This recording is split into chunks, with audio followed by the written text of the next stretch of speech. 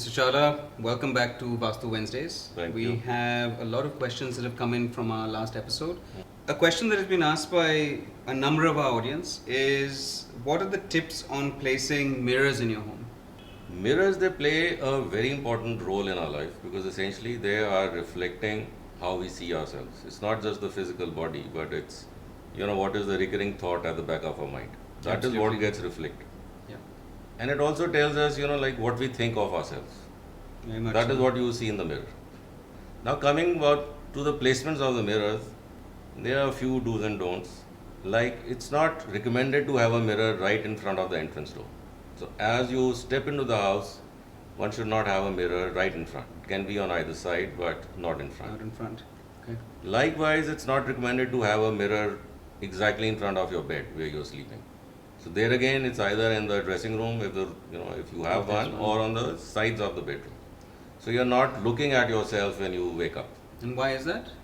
They say the reflection when you see, if you wake up at night and like the room is generally dark and if you see yourself, that's a very scary thing. Right. So people, they sometimes they have, psychological issues when they have a mirror in front of the bed. Interesting. Yeah, so it's not recommended to keep one in front of the, Where you sleep. yeah, where you're sleeping. So entrance door, it's no. In front of the bed, it's a no. If you have a dresser, it can be there. And on the sides of the bed, yes. And one more thing which is very important, you must have a full length mirror.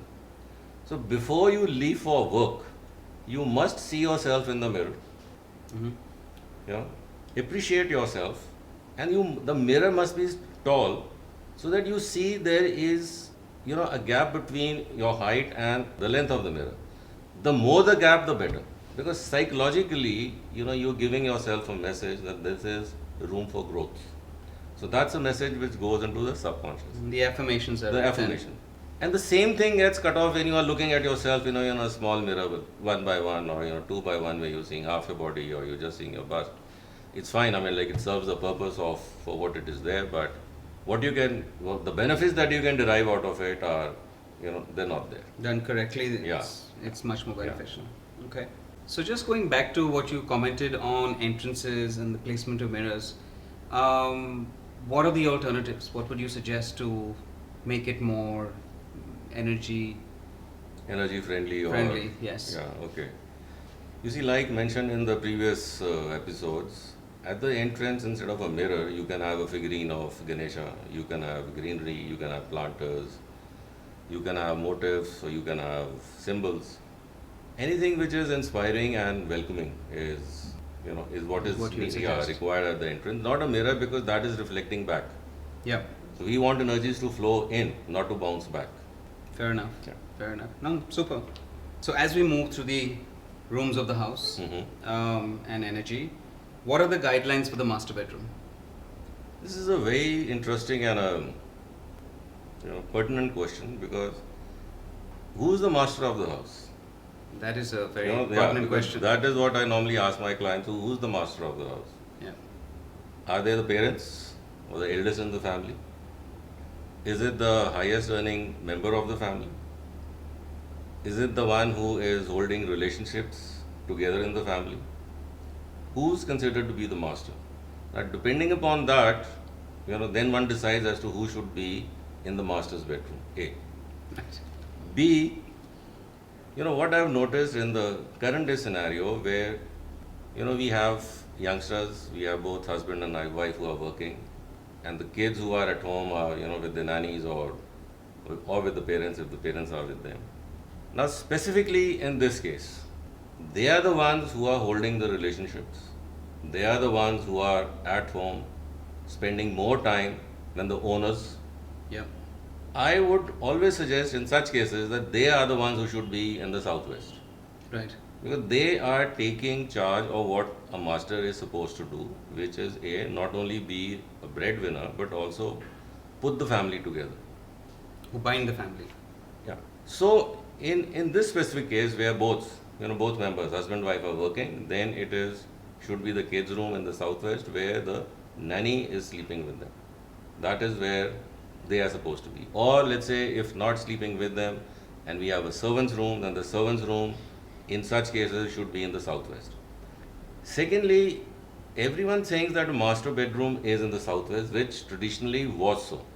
But now, depending upon, But why? because it's a zone of, where the element of earth resides, Right. and it's supposed to be a very stable element. So the master is supposed to bring in stability to the family, so which is why this zone or the room was assigned to the master. But like I said, today there are many questions about who's the master Yeah. Who wears the pants?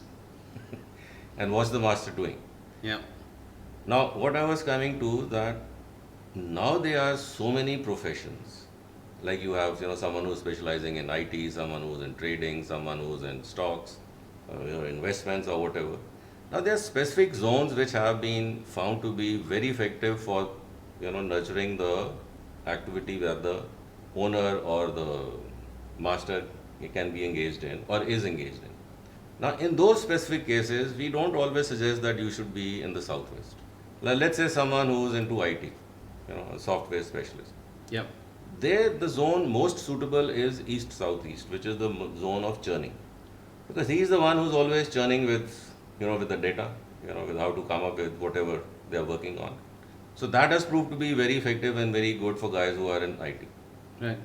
Someone who is very strong in networking or the business is dependent on a lot of networking, there we say, okay, northwest is the right place for you, because that is the zone of networking. Now that becomes very individual specific as to where the master should be, but if you ask as a thumb rule, everyone would say southwest is the Right. direction. And if somebody just wants to get into it further, depending on the profession, exactly the room can be energized yeah, to suit or their suggested, profession. yes, yeah.